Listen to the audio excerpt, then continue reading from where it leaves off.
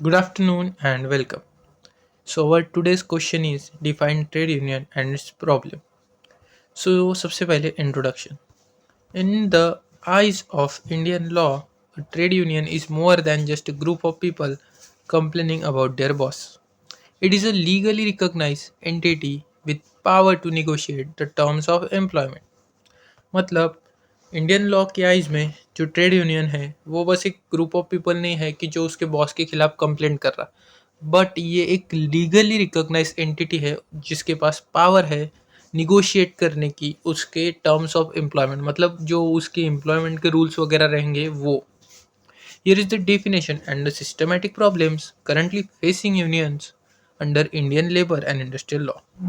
मतलब नीचे डेफिनेशन भी दी गई है और उसके बाद जो प्रॉब्लम्स है वो भी डिफाइन करे गए हैं. तो सबसे पहले डेफिनेशन देखते. डेफिनेशन बहुत ही बड़ी है. अपन इसको टुकड़े में मतलब डिवाइड करेंगे पहले, फिर आपको समझ में आएगा. According to Section 2H of Trade Union Act 1926 and mirror in the Industrial Relation Code 2020, a trade union is defined as सबसे पहले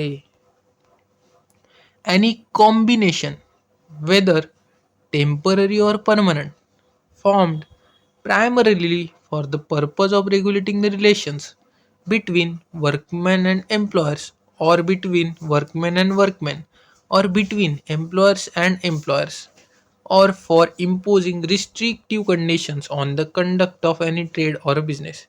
मतलब ट्रेड यूनियन एक कॉम्बिनेशन है. वो एक तो टेम्पररी हो सकती है या तो परमानेंट हो सकती है. उसका मेन पर्पस जो प्राइमरी पर्पस है वो रहता है रेगुलेटिंग रिलेशन, मतलब रिलेशन को रेगुलेट करना. सो वो रह सकता एक तो वर्कमैन एंड एम्प्लॉयर्स के बीच का रिलेशन, या वर्कमैन एंड वर्कमैन के बीच का रिलेशन, या एम्प्लॉयर्स या एंड एम्प्लॉयर्स के बीच का रिलेशन, और for imposing restrictive conditions on the conduct of any trade or business.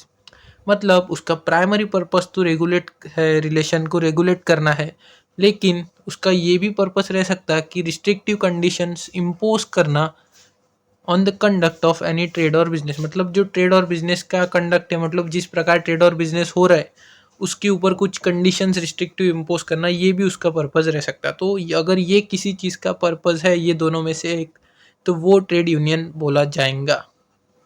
सो की लीगल एलिमेंट. सो एक बार मैं फिर से बता देता. ट्रेड यूनियन एक कॉम्बिनेशन है. वो टेम्पररी रह सकती, परमानेंट रह सकती. वो प्राइमरीली फॉर्म की जाती रेगुलेट करने के लिए relation between workman and employers, between workman and workman, and between employers and employers. या वो कोई रिस्ट्रिक्टिव कंडीशंस इम्पोज करने के लिए बनाई जा सकती on conduct of any trade और बिजनेस. ऐसा ट्रेड यूनियन को बोला गया है. देन आते की लीगल एलिमेंट्स. सॉरी, थोड़ी सी सर्दी है मेरे को, इसलिए पिछली वीडियो में थोड़ा मतलब डिस्टर्ब हुआ हूँ आपको, सॉरी उसके लिए. की लीगल एलिमेंट्स. Regulatory purpose. सबसे पहला रेगुलेटरी पर्पस मतलब it's main goal must be to manage the relationship between the parties involve in the industry.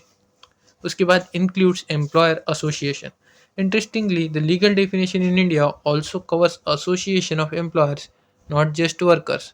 मतलब इसमें एम्प्लॉयर्स एंड एम्प्लॉयर्स के बीच का जो रिलेशन है उसको भी रेगुलेट करने की बात करी गई है, इसलिए उसको ये उन्होंने बोला. Interestingly legal definition in India also covers association of employers, not just worker. Legal personality.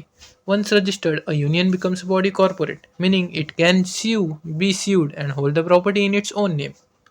मतलब एक बार अगर ट्रेड यूनियन रजिस्टर्ड हो गई तो वो एक लीगल बॉडी कॉरपोरेट बन जाती, जो किसी पे केस कर सकती या उसके खिलाफ कोई केस कर सकता, या वो खुद के नाम से कोई प्रॉपर्टी भी होल्ड कर सकती. अगर डेफिनेशन करके कोई क्वेश्चन आए तो ये लिख देना आप. सबसे पहले डेफिनेशन लिखना, उसको फिर अपने ओन लैंग्वेज में डिफाइन करना, एक्सप्लेन करना, एंड लास्ट में उसके की लीगल एलिमेंट्स लिख देना, ये तीन. देन अपना नेक्स्ट क्वेश्चन आता है problems of trade unions in India. मतलब बहुत सी बार ऐसे ही पूछते हो define trade union and it's problem. उसमें ये दोनों भी लिखना पड़ता. फिर despite their legal protections the trade union in India face significant structural and legal hurdles. मतलब उनको भले ही लीगल प्रोटेक्शन दिया गया है लेकिन तभी भी उनको स्ट्रक्चरल एंड लीगल हर्डल्स आ रहे हैं. तो सबसे पहले आता है उसमें मल्टीप्लिसिटी ऑफ यूनियंस, ये एक प्रॉब्लम है, अपन प्रॉब्लम्स देख रहे हैं।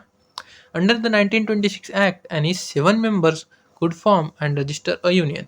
This led to the fragmentation of workforce. In a single factory you might find 5 different unions, each affiliated with different political party. The issue, this weakens the collective bargaining power of workers and leads to inter-union rivalry, where unions compete with each other than focusing on worker welfare. जो अपन ने पिछले lecture में भी देखा, जैसे अपने इधर fragmentation allow करा गया है, सो उसकी वजह से क्या हो रहा, मतलब एक्चुअली वो फ्रेगमेंटेशन कोई ऐसा लॉ वगैरह नहीं है। उन्होंने क्या करा कि 7 मेंबर रहे तो आप ट्रेड यूनियन रजिस्टर कर सकते।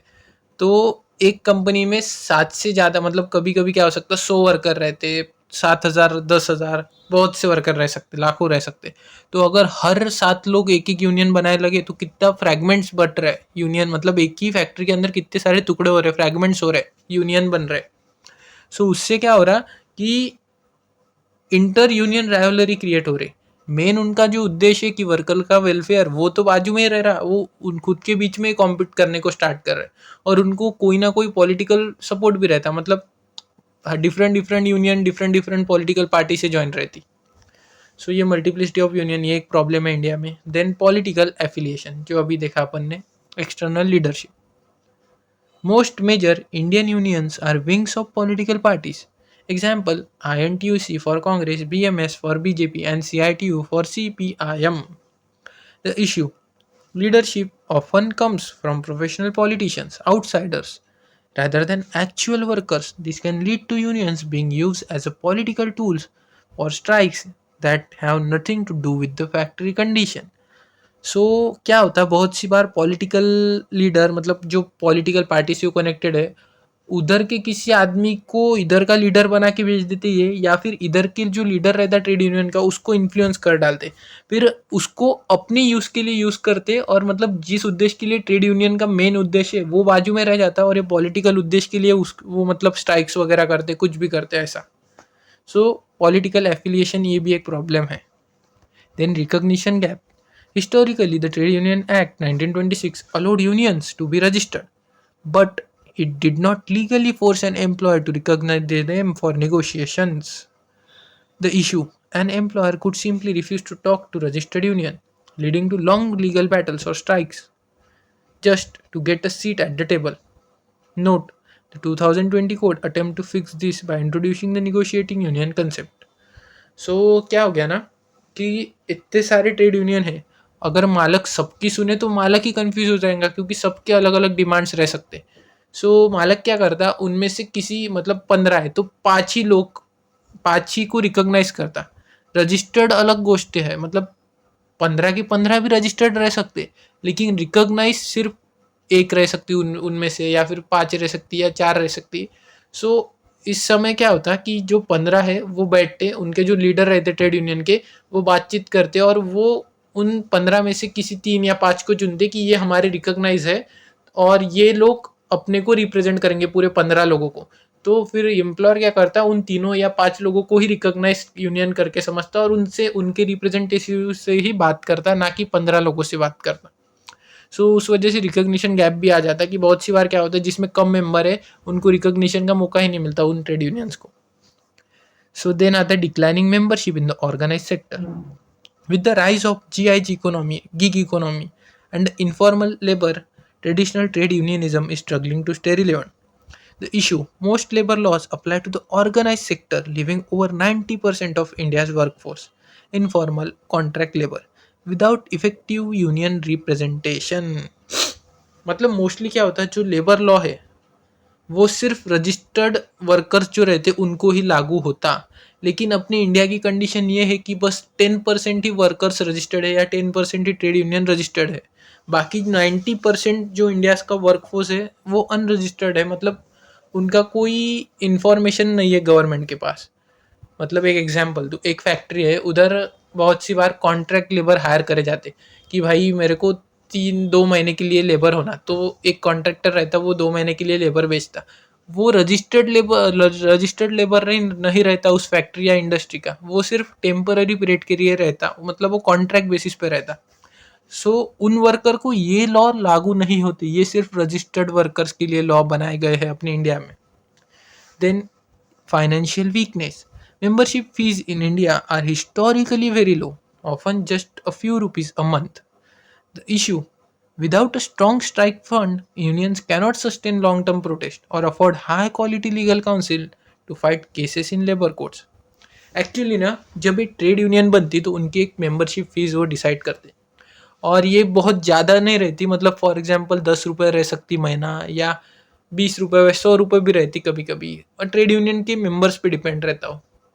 तो इस वजह से क्या होता कि ट्रेड यूनियन के पास बहुत ही कम फंड रहता, और अगर उनको कभी स्ट्राइक करने का काम भी पड़ा तो उनको मतलब खाने का व्यवस्था तो करनी पड़ेगी ना, वो सभी वर्कर की जो स्ट्राइक पे बैठे हैं, तो उसके लिए भी उनके पास बहुत सी बार फंड नहीं रहता, या फिर अगर उनको खुद को रिप्रेजेंट करना है कोर्ट में तो उनको लॉयर हायर करना पड़ेगा, तो उसके लिए भी उनके पास फंड नहीं रहता। तो फाइनेंशियल वीकनेस ये भी एक बहुत बड़ा प्रॉब्लम है ट्रेड यूनियन के लिए।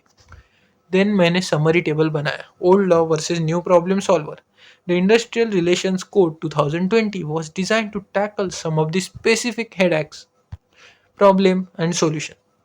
मतलब अभी जो नया कोड आया उसके अंदर ये जो प्रॉब्लम्स थे कुछ, उसके सॉल्यूशंस भी दिए गए हैं। तो सबसे पहला प्रॉब्लम मल्टीप्लिसिटी जो अपन ने देखा, तो अभी क्या करा उन्होंने कि only unions with 51% support are recognise as the sole negotiator. मतलब भले ही 15 ट्रेड यूनियन है, लेकिन जिनमें 51% से ज़्यादा मेंबर्स है उनको ही रिकॉग्नाइज करके या सोल निगोशिएटर करके कंसिडर करा जाएगा। Then external leaders, stricter limits on the number of outsiders allowed in the executive committee. मतलब अगर किसी बाहर का व्यक्ति को आपकी कमेटी में लेना है ट्रेड यूनियन को, तो उनके लिए एक बहुत ही लिमिट सेट करी गई, मतलब आप एक ही बंदा रख सकते या फिर दो ही, बाकी सब अपने फैक्ट्री वाले ही होना। Then strike chaos, mandatory 14 days notice for all strike to encourage conciliation first. मतलब पहले कैसा था कि जो पब्लिक यूटिलिटी वाले सेक्टर्स थे जैसे रेलवेज हो गए और जो पब्लिक के लिए बनाए गए मतलब ट्रांसपोर्ट्स वगैरह सब, तो उनमें 14 days अर्लियर नोटिस देना पड़ता था कोई भी स्ट्राइक करने के लिए, और बाकी को वो लागू नहीं था। लेकिन अभी क्या हो गया, आप कौन सी भी फैक्ट्री में रहो, कौन सी भी इंडस्ट्री में रहो, आपको 14 days की अर्लियर नोटिस देनी पड़ेंगी कि हम 14 दिन बाद स्ट्राइक करने वाले हैं। तो उस वजह से क्या होता है कि 14 दिन का मौका रहता है एम्प्लॉयर के पास कि कंसिलिएटर बुला के कंसिलिएशन प्रोसीडिंग कंडक्ट करके कुछ सेटलमेंट कर सके और स्ट्राइक रुक जाए। तो ये अभी नए जो कोड बना उसके अंदर दिया गया है। सो ये हो गया अपना complete definition and problems of trade union. So अगर वीडियो पसंद आए तो लाइक एंड सब्सक्राइब जरूर करना। Thank you very much and sorry for disturbance.